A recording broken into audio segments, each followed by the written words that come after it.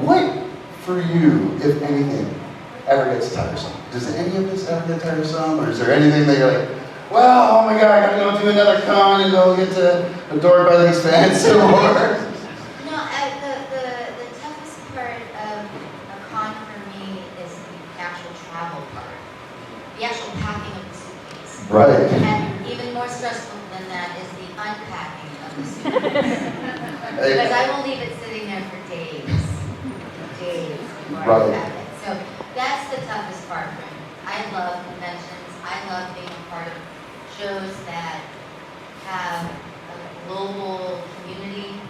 I've been obviously doing this for a very long time. I'm 400 years old. But there's a girl here today somewhere. I don't know if she's in the audience, but I can't see her. But I met her when she was a baby, and she's now 13. Wow. So just being able to have those connections is just, I'm so grateful for it. And then on top of it, at this convention I'm here without fellow cast members, but 2 weeks ago I was in Biloxi, Mississippi with Claire Kramer, Julia Benz, and Emma Caulfield. And for us, the after-con party, it's our time to kind of get together, because we all have such busy lives, and they all have kids. Julia doesn't, and Emma and Claire, and so we're able to kind of have our girls' weekend, right. But also justify it to our husbands that we're working.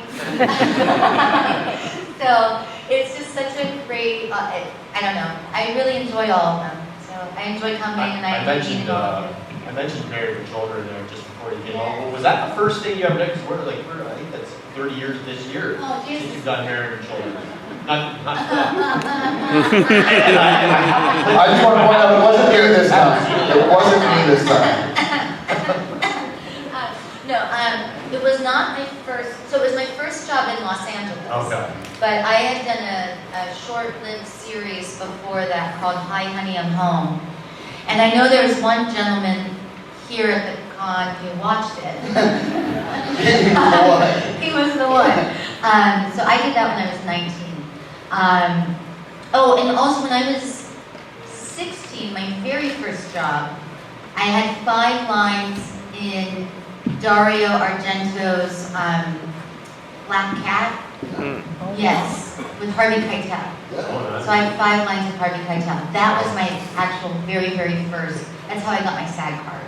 And then you were on set with David Faustino with Bruce. I know. It should just go up from there. It was, they were so wonderful. Ed O'Neill and David, everybody was just so nice on that show, and it was awesome. I think it was just 5 lines again. Yeah.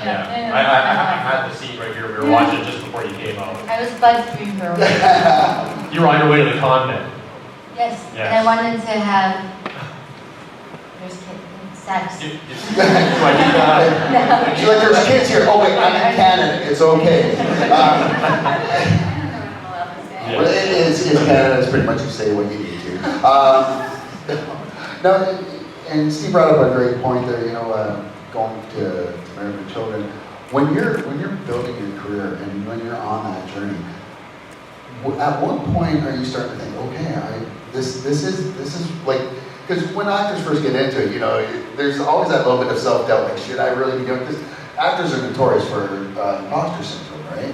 So at what point were you like, oh, okay, all right, I think this is actually, I was meant to do this. I had a really big ego when I was young. So it comes later. Yeah, I never doubted. Oh, man. I never doubted. And I remember being at NYU, and I studied acting at NYU, and all my friends were like, they were double majoring, or they were like, because they were like, what if it doesn't work out? And I was like, it's gonna work out. It has to work out. Like, there's no other option for me. And then they would be like, oh, it'll work out for you. But I think I just had a very large ego. Now, not so much. but back then, and my agents back then used to laugh at me because I'd be like, I would go to an audition and sign in, and there'd be like a girls who look exactly like you auditioning for the same thing. And in my head, I'd be like, they can all just go home. Because I just showed up. And they all did. And I would get the job. Yes. Like, I would get the part. And I just think I just had, so I was a competitive figure skater growing up. And I got injured and retired from skating at the age of 16, and I started acting. And to me, nothing is more nerve-wracking than competing in figure skating. So I don't get nervous for auditions because I'm not having to do a double axel, right? I'm not like falling down and having to pretend it didn't happen. And I think that's what helped me do and have a career, because I don't get nervous at auditions. And competitive figure skating, you got to figure you're being judged on every minute thing, you know. Everything. Worse than that being an actor. Correct. Worse than being judged on social media. I don't know. I've been to a couple of wardrobe fittings in front of clients. It feels a little demeaning sometimes. But now, folks, I do want to also put out there, like we said before the previous panels, if you do have any questions, feel free to line up on either side here, and we will be happy to come to you with those questions. You've been on some great iconic shows, Buffy, of course Dexter. I mean, Dexter, I think I speak for the majority of Dexter fans. Season 4 is probably one of the greatest seasons of all television. And that may have been, like that shock ending is maybe one of the things that I think affected everybody. It's okay, Steve, it's all right. It's okay, but, well, I'm the one that brought it up. Oh man, that hit you right in the feels. But you see how this it did affect the fans, and of course it's going to affect fans because fans don't have the luxury of reading the script and rehearsals and things like that. So we get a little more emotionally involved. But what about you? How was that for you? And did you get the dreaded producer call?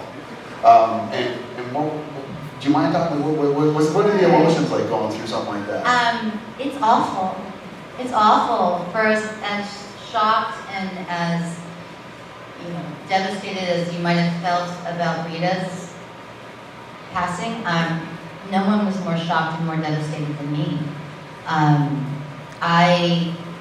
I was told at the last minute,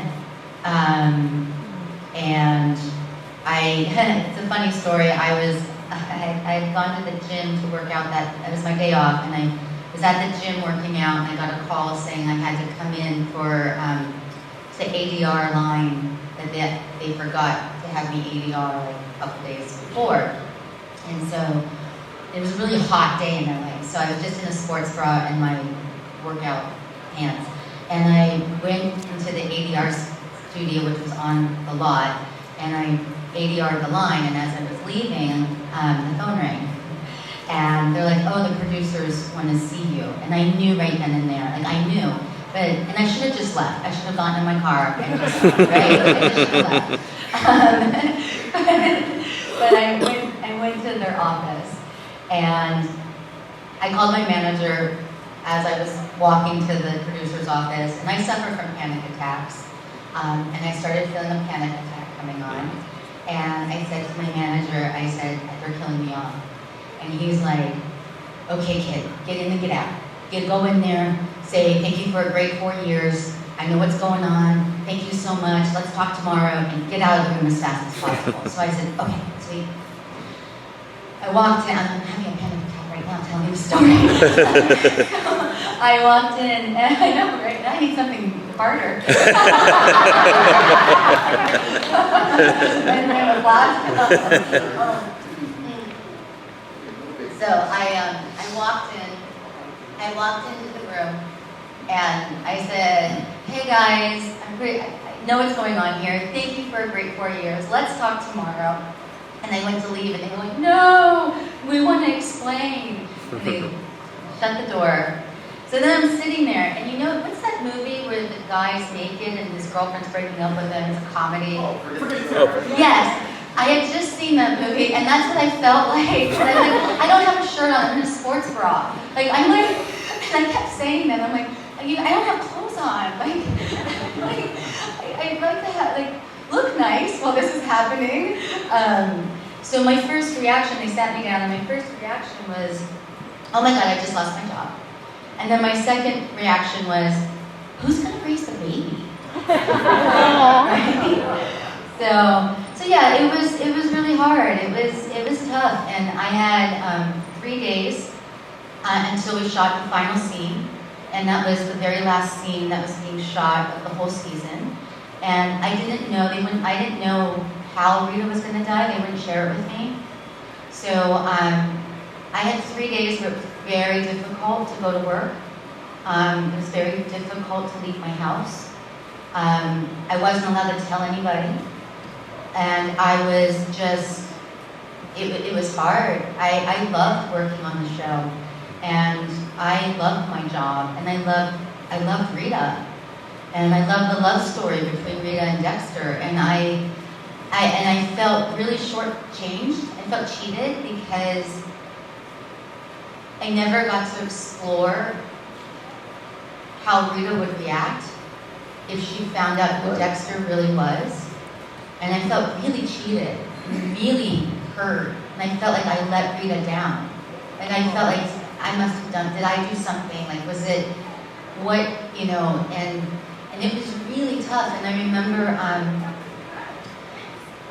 right after Dexter, I went and did a movie with Elizabeth Mitchell from Lost. And she had been killed off of Lost. Sorry, Selena. And I asked her, I said, you know, when this comes out, how do I deal with it? Because I'm so, like, I'm grieving, I'm like so sad. And she said, there's nothing wrong with saying that. There's nothing wrong with admitting how upsetting it was. And so that's what I did. Oh, well, thanks so much for sharing that. That was honestly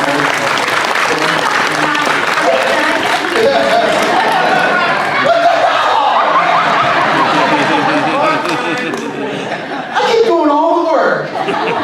It's the story of my career with this guy. High school all over It's again. all right. As we've gone off the rail there, honestly though, thank you guys for sharing that, because obviously we see how much that did affect you. You did touch upon though, you felt like you were cheated out of Rita's end and how she would react to finding out Dexter was this secret, you know, serial killer in his dark passenger. How did you envision Rita's reaction? I'm sure you've been asked this before. Yeah, I honestly believe that you could show Rita Dexter, like the show Dexter, like all the footage and be like, and she would not believe it. Because when you share a life with somebody, and remember, he was so kind to her. And she had suffered terrible, terrible abuse. Like a verbally abusive mother, a physically abusive ex-husband. Dexter was her knight in shining armor, and he was so kind to her. And then they created a life together. They had a child together. That I think it's just human emotion or human nature that you could show her all that and she'd be like, that's not him. That's not true. Because then what does that say about me? What does that say about my child? Like, and those are really harsh realities to face. Because it's like shoving a mirror up in front of you. And I think we see it in real life, these serial killers, you know, the spouses, the family members. Never knowing. Never knowing and really having a hard time, like, believing that. Yeah, exactly. Because they know a different person. They're being gaslit, you know? And I think you bring up a great point too. You also get that feeling of like, no, they can't be because that means I'm wrong. And that's where the id gets into it, where ego gets into it. Me? Like, yeah, it's really hard reality to be faced with. So, you know, I don't think she would believe it. Right. She would stand by her man. She would stand by. And I just want you to know, this is why you come here, because I give these really uplifting questions for bring this crowd up. Speaking of which, we have a question over here. Hi, my question is about Dexter. what was it about the Rita character that attracted you to that role, and what was your favorite thing about playing that character?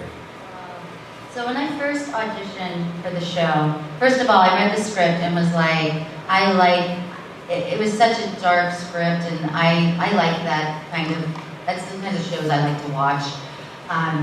So originally I had a pre-read for it, and they had me read for the role of Deb and for the role of Rita.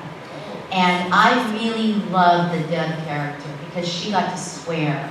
And I was like, I worked on the Deb audition. I mean, I coached on it, I worked on it, I changed the way I walked, the way I talked, I was like swearing, you know.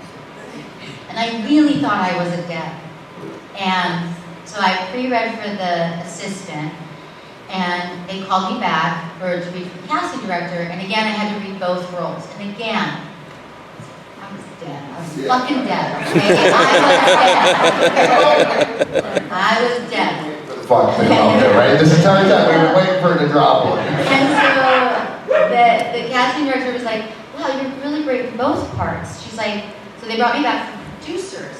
And again, and then have to read both roles. I walked into the producer session, and Jim Manos, who was the creator at the time, he looked at me and he goes, oh my God, you're our Rita. And I was like, no, I'm Deb. And the reason why was, and it was an important lesson for me to learn as an actor, I didn't have to do anything to be Rita. I didn't have to do anything. I was putting so much spin on the ball to be Deb. I was like, fuck I am. Yeah. And I was working so hard as an actor. Like it didn't come natural. But all I had to do was open my mouth and I was Rita. And it made me realize that sometimes acting is about ease. Right. You know? And what I loved about Rita was the imagery I used for her was she was this very damaged bird, and she had an I'm sorry after everything that she was saying. She had been so beaten down in life. And so there was always this unspoken I'm sorry after everything she said. And she also had... She's part Canadian. Yeah, exactly. Sorry about that. It's a lot of sorry. But she also had so much hope. Like she had so much hope. She still believed in love after the horrific marriage that she had. And she still believed in love. And she was the perfect fit to Dexter. I always thought back then when I was watching it, I was like, you were the perfect casting choice if they were to do a cinematic or redo a cinematic version of Supergirl. Like, I mean, especially that because Rita's character was that wholesome, we'll do the right thing. But Rita was also that character that you would put your foot down with Dexter too. I did, right? With the shoe. Exactly. I also stole the neighbor's dog, remember that? Right. Okay, Rita was a bit of a badass. She had some Canadian in her. But no, so do you find that you're looking for more roles that are like that, or are you doing, are you looking for, I gotta fill up that tool belt now, I gotta have this kind of character, I gotta have this character, or are you just out there having fun? I'm just throwing pasta at the wall at this point. I mean, after, between the pandemic and then the strike, it's been really tough for actors. Yes, there are roles. I would love to play a superhero, right? I want to wrap me up in some latex, give me a cape, and let me go save the world. I would love that. But nobody's writing 52-year-old superhero female characters, unless you're, Nicole Kidman. But no one's doing I would love to be on The Boys. I love The Boys. Right? I would love to be on The Boys, and I have auditioned so many times for that show, and I've gotten so close. You know what? Let me put in a call to Crypt Key for you. Yeah, hopefully I'm manifesting it. I'm putting it out in the universe. Yeah, I mean, at this point, it's just, I'm just like, I'll take anything. At this point. Oh, that's great. We need someone to help us with a promo for our next podcast. Okay, perfect. We got a question over here You for you. were on a TV show that lasted one season, a Superhero Mom. You did play superhero. Well, Extraordinary Family. yeah. I had super speed. You I were was super super speed. speed. It was a dream job. With Yeah. chickless. With, Yeah. I didn't have a cape though. I didn't wear a cape. Yeah. Or latex. Yeah, but my question is, Julie, my question is about Defiance. I loved you in Defiance as the mayor. And so how did you get that role? How did you get involved in Defiance? And how did you like filming in Toronto for those 2 seasons? I loved filming in Toronto. I love Toronto so much. Even the traffic. Yeah, I mean, I got driven around. But Toronto is such a fantastic city, such a great food culture. In the summers, there's always like festivals going on. I love that, like you can walk to a concert. Like, yeah, it's just great. I love the city so much. And I have so many great friends up here, which is really, I just love Toronto so much. I got involved with Defiance. I knew Kevin Murphy, who was the creator, and they had originally offered me the role, and I turned it down because at that time I didn't want to do a science fiction. I really was trying to do a comedy that year. Like I started in comedy. People forget I'm funny, and so I really was like, I really want to do a comedy, and I was getting very close to all these sitcoms roles and what I wanted, and just nothing was happening, and they still hadn't found Amanda yet. And so then Kevin circled back, and he's like, "Are you sure you don't want to do this?" And I read the script again, and I was like, really interesting script, such a strong female character. And they had already started putting their cast together, and I knew some of the actors, and I was like, you know what? This is too good to pass up. Like, so I ditched the comedy idea, and I signed on to do Defiance. And I loved playing Amanda, but I will say I ran into a struggle with the writers because they really had a hard time writing Amanda, because and I kept saying, just think of her like she's a man. Like, write Amanda as if she's a man. But it kept having to be like, we need a love interest, we need this. And I was like, she doesn't need a love interest. Like, why are we falling into this cliche? If you're trying to do this groundbreaking show and you think you're trying to write these amazing, strong women, how about you have a female character that's not talking about a man, right? I agree. I love you as a man. Independent of Nolan, I wanted you to have your own art, political strife, making maybe treaties with aliens and whatnot, dealing with that crime guy, the TARS. Yeah, the TARS, TARS. On your own terms, you didn't need all that other stuff. Yeah, and I felt like in season 2 they started and then in season 3 it didn't air this way, but they killed me off at the end of season 3. And they ended up re-editing it. They realized in the editing they made a mistake, and then they ended up editing it so Amanda didn't die. But literally, they came to me and they said, we don't know what to do with your character anymore, because they killed off my love interest because they couldn't afford him anymore, so they killed him. They killed off my sister, I was really angry. I was like, you have no problem writing for any of the men on the show. Like, why do I have to be in a relationship? But then they re-edited it. The good thing was I got a big fancy wrap gift from the cast, and then when they came back and they said, we're not going to kill you, I was like, I have to give the gift back. I'm keeping it. What did you get? A Chanel bag that I wanted. I have big asks, okay? And she was going to be defiant in those asks. I'm a dad, sorry about the dad jokes. Great question though. I got one over here. So Buffy and Angel were the same universe, on the same cast, same director. Was there a different vibe on set while filming between the two, or was it very much the same? I mean, I was on Buffy when it first started. So it was a new show and nobody knew what it was going to be like. And it was hectic and chaotic and you know, really long hours and all of that. By the time Angel had his spin-off, it was a better run show. It was, I mean, we still work long hours, but it's falling asleep.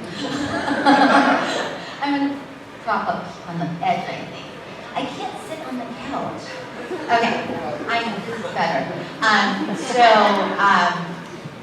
And I also felt like it was just, you know, it was the older cast members. It was like David and Charisma and myself. We were the older actors on Buffy. Everybody else was a good 5 years younger. And it doesn't make much difference now, but you're talking like, I was married to my first husband. I was 25, and they, you know, you have some actors that are like 18. It's just different. So I just felt like we were the adults. Thank you. Question? When preparing for your role in Dexter, did you ever read any of the books, or like what did you do to prepare? Yeah, we were only allowed to read the first book because that's the only book they bought the rights to, and then they bought the rights to the characters. So the books and the show veer off a lot. So I always wanted to read the rest of them, but it's hard for me because I think Rita's alive in the books. And I feel like I failed her, so. No, I see, and this is a little off pod, if you will, but I need to know, how do you feel, like, why is it, what is it about you that makes you feel that you let her down now? Because like obviously we all loved how you played the character. No, well, I'll tell you, I mean, so season 1 and 2, Rita had really great storylines. And then season 3, she became a little bit ridiculous. But that's the nature of television, where I had really strong storylines season 1 and season 2. And then season 3, my storyline wasn't as strong. And, you know, I talked to my manager about it, and it was just like, this is just the nature of the business. And I really felt season 3 Rita was just like ridiculous. Like, it just was a little silly. And then season 4, it got a little better. But I thought, had I fought for her more in season 3, had I gone to the writers and really challenged them to write something that wasn't so silly for her, that then maybe it would have inspired them to write something else for season 4, and then she'd still be alive. Yeah, you found like maybe like season 3 there's throwing too many of the tropes in there, like Yes, the damsel in distress and being hysterical or whatever. It just got silly, and my wardrobe got silly, and it just was silly. It was just like. So to bring the pun back again, then you should have been a little more defiant in the writers' room. I suck. I'm sorry. It was another lesson. It was another lesson I had to learn. Because I saw the other actors doing it, but I thought they were being difficult. Right. And I didn't want to be difficult. I wanted to be easy. And I also was like, listen, I had a great season 1 and a great season 2, so it's my time to kind of take a back seat, let others take the spotlight. And I really feel like I should have fought for her more in season 3. Thanks for answering that. I appreciate that. Yeah, of course. Last 2 questions for you. Okay, well, you go first there, Red. Hey there, how you doing? You're probably going to hate me because I've never watched Dexter and I didn't like Buffy. ABC song.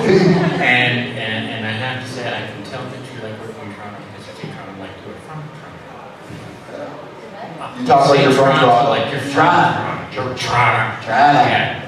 But I did love the Boondock Saints. Oh my Lord. That was also filmed in Toronto. Yes! And so the question that I have is about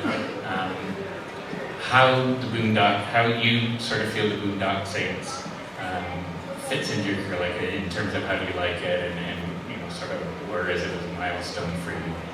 But what I really want to know is, Billy Connolly is a funny man. How is he like to work with in a drama like the Boondock Saints? And to you about the hugs, hey, all I can say is, I'm there for you. We're all in this together. Thank you. Scary. So I auditioned for Boondock Saints too. And I'll be honest, I had never heard of Boondock Saints. So I was like, we're doing a sequel of a movie I'd never heard of. My trainer at the time, I told him, I'm like, oh, I have this audition later today. It's for this movie, Boondock. I said, Boondock something. And I didn't know the name. And he's like, Boondock Saints. He's like, what? And so he's like, that movie's huge. And I'm really happy I didn't know anything about it, because I had no clue. I was auditioning to fill Willem Dafoe's shoes. Yes. Okay? I had no clue at all. So I went in and met with Troy, and Troy was a Dexter fan. And I walked in dressed as Eunice Bloom, and I was in like a really tight skirt and blouse and sexy shoes. And literally halfway through my audition, Troy was like, we gotta stop. He's like, you're Rita? And I was like, I am. And he's like, you're hot. And I was like, and the casting director was like, oh my God. And I was like, thank you. And I'm like, do you want me to finish? And he's like, he goes, no, you don't have to. He's like, you're Eunice. Like this, you're Eunice. He's like, I can't believe you're Rita. Like, this is incredible. And so it was such a fun show, such a fun movie to be part of. A real boys club, not gonna lie. It was, for me, I mean, the boys were all so lovely, but I did feel like I was in the locker room a lot of the time. And I had to get adjusted to having a director who goes, just go out there and fucking do it. Just fucking do it. Act fucking good. Just do it. And action. And you're like, am I a bouncer at a bar? So I had to adjust to that. But it was such a great experience. And I was a huge fan of Billy Connolly's. And I had a hard time kind of carrying on conversation when he was around, just because I'd seen his comedy for years. But he was really lovely, absolutely lovely, lovely man. And knew I was very nervous around him, so he did his best to put me at ease. But it was, he was a little, I mean, I fangirled a lot over him. See, I would have walked up and the first thing I would have said was, I loved you so much on Head of the Clash. You were so much better than Howard Hess. Am I the only one that remembers that? I'm so old. Thank you. And last question over here, my friend. Okay. Hello, how are you? I'm good, how are you? I love Dexter. And like, obsessed. I've watched it front to back, I don't know how many times. But my question is what is your favorite memorable episode, and what season, and why just it stood out more? Because I know there's so much going on in the series. Just what really stood out, the most fun episode, just something that just always would stand out to you. I know it's kind of a lot. Yeah, I mean, because they all run together, and I don't remember names of episodes or seasons or anything, but I will. So, I was telling this story earlier to somebody at the table.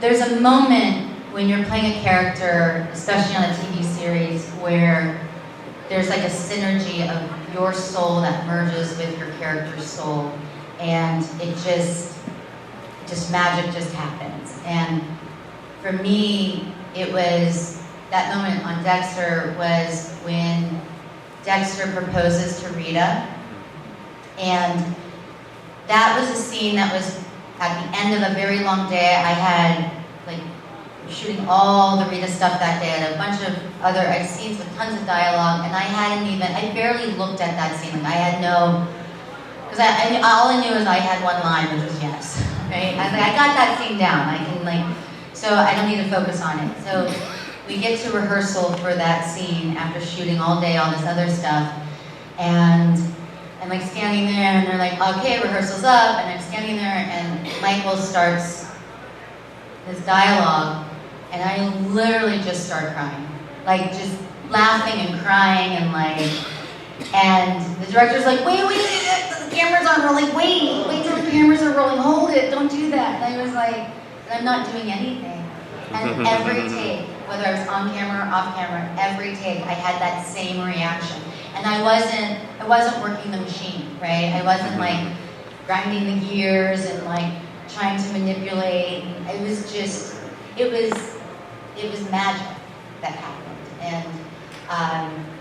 And so that's definitely my favorite moment, because I just remember Michael just looking at me being like, are you okay? And I'm like, I am. It's just like, I'm feeling what Rita's feeling. Like, I'm not, like, you know, sometimes you feel what the character's feeling, and sometimes you're manipulating it to feel it as an actor. It's especially in television, because you shoot so fast.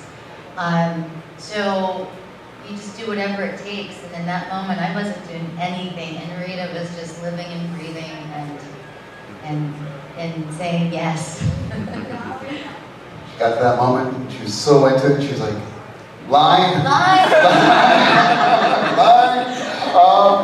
Ladies and gentlemen, have you had a good time here today? We got Keith, we got Julie, and the very lovely and the very talented Miss Julie.